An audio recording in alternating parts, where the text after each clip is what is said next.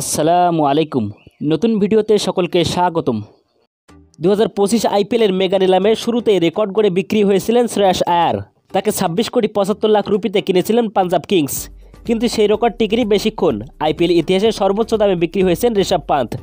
তাকে 27 কোটি রুপিতে দলে ভিড়েছেন লখনৌ সুপার জায়ান্টস। গতকাল রবিবার সৌদি আরবের দ্বিতীয় বৃহত্তর শহর জেদ্দায় অনুষ্ঠিত হয়েছে এবারে আইপিএলের মেগা নিলাম।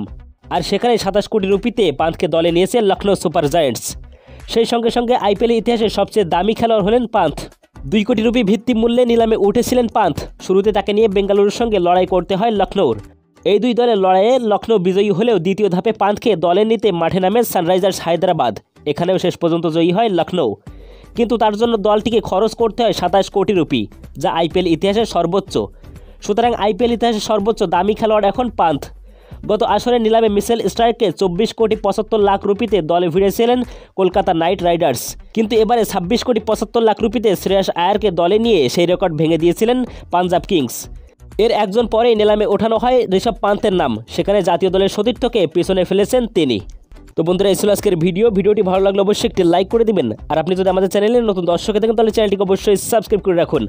আর আইপিএলে আপনি কোন দলকে সাপোর্ট করেন সেটা অবশ্যই আমাকে কমেন্ট বক্সে জানাবেন।